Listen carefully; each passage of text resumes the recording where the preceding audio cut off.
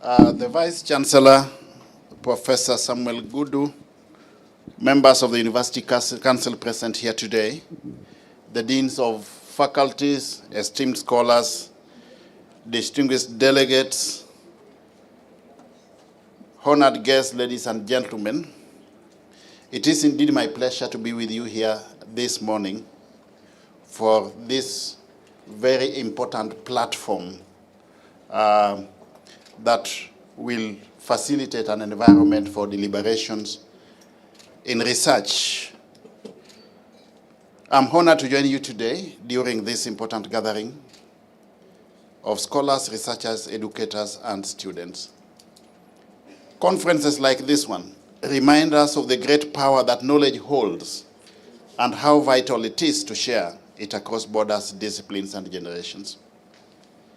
I extend my sincere gratitude to the university leadership for the invitation and commend your unwavering commitment to academic excellence, research, and national progress. As Professor mentioned earlier, it's not my first time here. I think I've been here 2-3 times in the past, and on one of those occasions, we did commission an ICT hub here, which is very much in tandem with the theme of your conference. We live in a time of rapid and constant change. Our economies, our societies, and even the way we live our daily lives are being reshaped by digital technologies, especially artificial intelligence, commonly known as AI. The theme of this conference, harnessing artificial intelligence and innovation for a sustainable future and advancing global resilience, could not be more timely. I'm aware that we have been grappling with whether or not we need to regulate emerging technologies. AI is just one of them. We have Internet of Things, we have big data, we have machine learning. And the question that comes to mind more often than not is, do we really need to regulate these emerging technologies, AI inclusive, or we let the emerging technologies regulate themselves? And if we are to regulate them, to what extent can we successfully regulate them? Against the background of the fact that you have got an emerging technology today, you try to catch up with it. Tomorrow it's even getting obsolete and another emerging technology crops up. So the greatest question of the day is, how do we keep abreast with emerging technologies? And the implication of this, good people, is that we have to undertake constant research so that we are in a position to anticipate what technologies are going to emerge tomorrow so that we can be ahead of the envisaged change. If technology advances at a level higher than the level at which we are embracing the technology, then we run the risk of becoming irrelevant. That is the challenge that we face. We must keep pace with the technology. If not, we must be ahead of emerging technology. And this can only take place if we continuously undertake research. Artificial intelligence is no longer a futuristic concept. It is reshaping every sector of our society in real time. In agriculture, for example, AI is advancing precision farming and strengthening food security. In healthcare, it enables early diagnosis, personalized treatment, and remote care.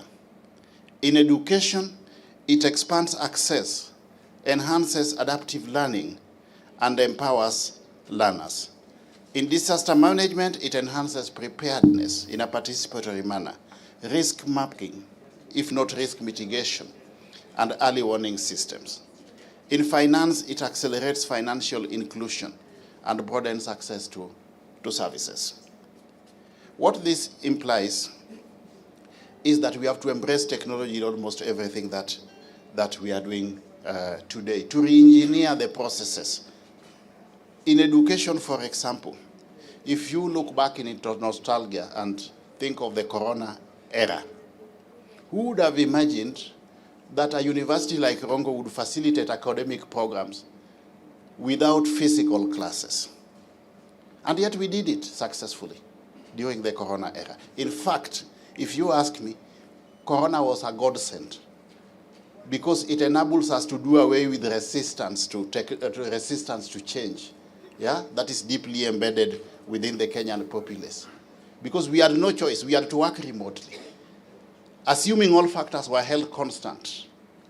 And then you told people that, we have to undertake all our business processes technologically or virtually. Quite a number of a substantial proportion of the population would resist that change initiative. Yeah? So the lessons that we learned from Corona and which we have carried to date and we want to carry into the future is that the future of everything, the future is digital. In everything that we are doing, we have to embrace digital technologies. The opportunities emanating from these good people are immense. Yet even as we embrace the possibilities, we must remain alive to the profound challenges that accompany them. Ethical dilemmas arising from algorithmic bias, threats to data privacy and cybersecurity, and the risk of widening social and economic inequalities. As we embrace digital transformation, we need to deal with the issue of equity and inclusivity. If, for example, we only have digital platforms in the urban centers but not in the rural areas, that will create a digital divide that will not make digital transformation all-inclusive and sustainable. You are aware that the government today is ensuring that almost all services are being offered electronically or virtually. In fact, in the not too distant future, you will not have to physically visit a government office to consume any government service. You will be able to consume government services from the comfort of wherever you are. When the fifth administration came into government, we only had a meager 350 services available online. Today, we are talking of over 22,000 government services which are now available online, to the extent that you can consume virtually all the government services from wherever you are, the comfort of wherever you are. But the challenge that we have to deal with is ensuring universal access to digital infrastructure. We must ensure that we have digital infrastructure all over the country, and that is why proactively again, we have embarked on the process of facilitating digital skilling for the Kenyan population, starting with the youth. That's why we have set up a digital hub here in Rongo and other TVET institutions. We have now done about 180 of them. Through that program, we are facilitating digital skilling.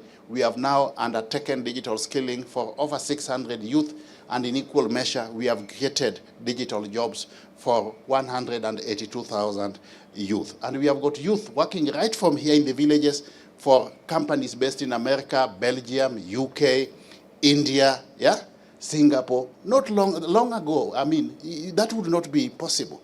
And these youth are being paid in foreign currencies, yeah? So that is really the direction we are going, yeah?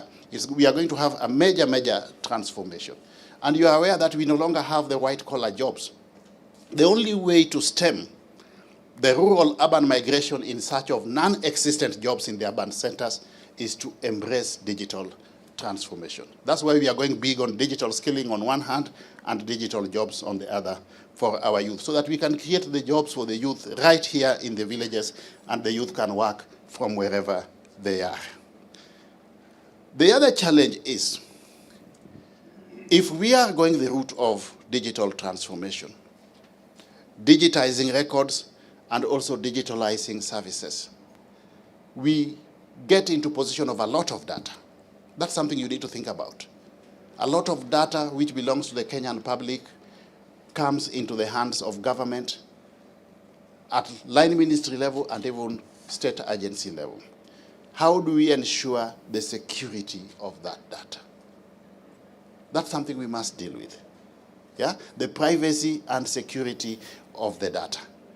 We have got the Computer Misuse and Cyber Crimes Act, but we also have the Data Protection Act that governs that digital space.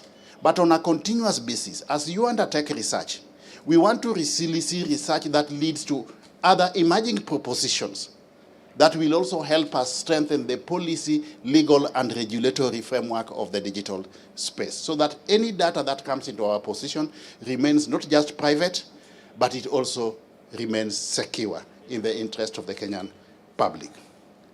This conference, therefore, offers a vital platform where academia, policymakers, innovators, and community leaders can converge to interrogate how we can harness artificial intelligence and innovation responsibly. And mark that word, responsibly, and also inclusively, but most importantly, also in a sustainable manner. That is imperative. Kenya, as you are aware, has long been celebrated as Africa's Silicon Savannah, a nation that embraces innovation, entrepreneurship, and digital solutions. Within this, artificial intelligence, data science, and emerging technologies are now central to realizing our broader national aspirations, realizing the Kenya Vision 2030, advancing the Fifth Administration's bottom-up economic transformation agenda, commonly referred to as BETTER, and even aligning most effectively to the United Nations Sustainable Development Goals on one hand, and even the Africa Union's Agenda 2063 on the other, and even closer home to the East Africa Community Vision 2050. Government initiatives such as the Kenya National Digital Master Plan 2022-2023, which is the critical foundation of all our digital interventions, and the ongoing development of a national AI strategy and investments in digital innovations hubs are laying a strong foundation for a digitally empowered nation. As we digitally empower the nation, we are not leaving behind those who are operating at the bottom of the economic pyramid. That is why we are also facilitating the establishment of Wi-Fi hotspots all over the country.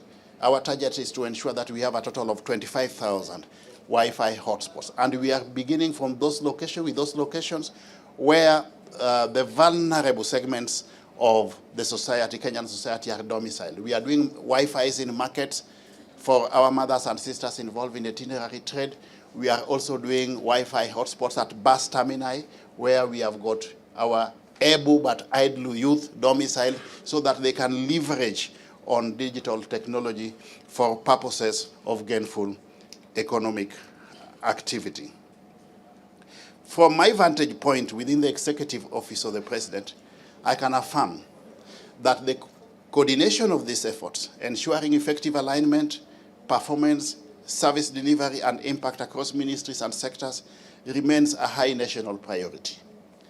Our collective ambition is clear, not merely to adapt technology, but to shape it, govern it responsibly, and ensure that it uplifts the standards of living of all Kenyans for purposes of both economic growth and economic development. Universities are at the heart of this transformation, and I therefore urge institutions such as Rongo University to effectively integrate AI and other emerging technologies and digital literacy across all fields of study, from science and engineering to agriculture, health, and even humanities. I encourage you to promote interdisciplinary research that addresses real-world challenges, especially those affecting our rural communities. I call upon you, therefore, to uphold ethical standards, ensure fairness, impartiality, transparency, and accountability in technological innovation. I also, in equal measure, invite you to foster innovation ecosystems that nurture startups, entrepreneurial thinking, and community-driven solutions.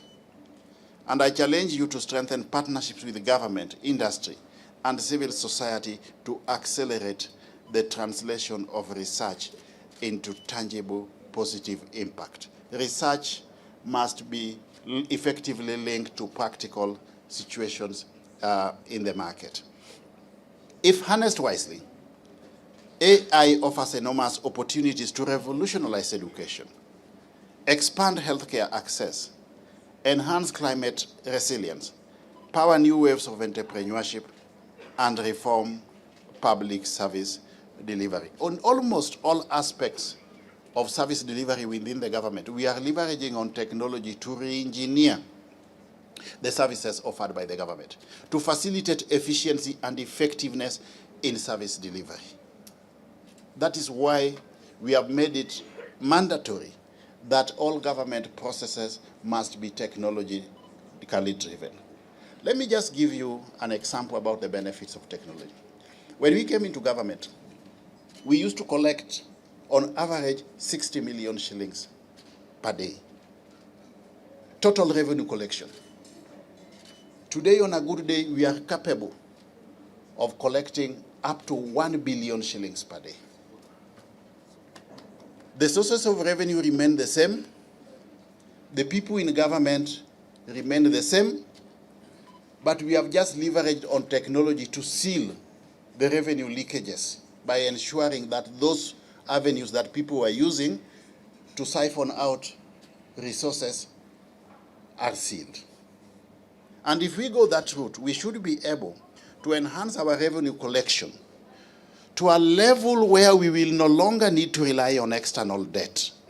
We should be able to domestically, from the domestic market, collect adequate revenue to finance both our domestic development and recurrent expenditure. Through technology, we are bringing in more people into the income bracket. Look at the Hustler Fund, for example.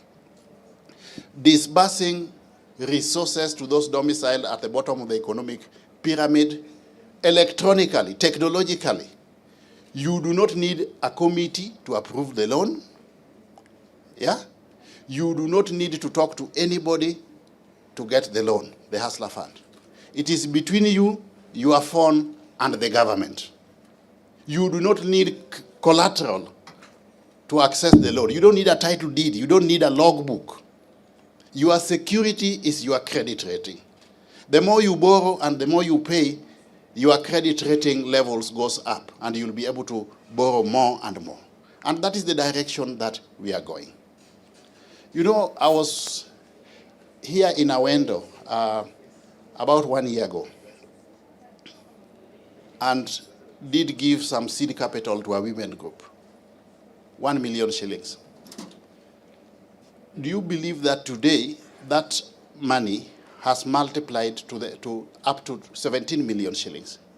And they keep borrowing amongst themselves. Yeah? And their leadership tells me that some of the challenges that they were facing before, like school fees, like food, is now a thing of the past. Yeah? So we need to leverage on technology, and I want to encourage you people to encourage as many people as possible who cannot get access to bank loans to pursue that Hustler Fund. It is a game changer. Yeah? It is a game changer. And also encourage the women. You know, my experience, I've been around for a while. When you give money to a women group, you go back and you realize it has multiplied. When you give money to a men group, you go back and realize that the net effect is polygamy.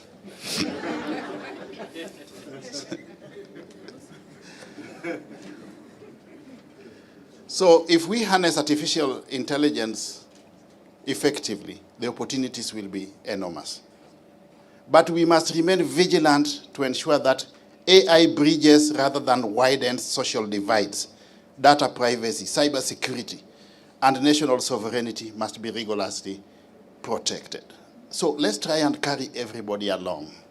All our youth today, please, by the time they complete Form 4, everybody should be digitally enabled. They should be able to utilize basic digital technologies. And citizens must be empowered not just as users of technology, but as informed participants and decision makers in how AI shapes our lives. Our approach as a country must always prioritize a human-centric, rights-based, and ethically anchored technological future. The future is not something we passively await, but we must actively build it. Choice by choice, action by action. We must determine the future that we want. I therefore call upon all of you, as researchers, educators, innovators, policymakers, and students, to develop African-led AI solutions rooted in our realities and aspirations, to embed ethics, sustainability, and inclusion at the heart of every innovation, and to empower our young people to be creators, owners, and leaders of technological progress. Yes, granted, the world is changing, and so must higher education. You cannot continue facilitating higher education today the way you are doing it 10 years ago. You run the risk of becoming irrelevant. We must ask ourselves, are we preparing students just for exams, or are we preparing them for industry? And how do we prepare students for industry based on recent technological innovations?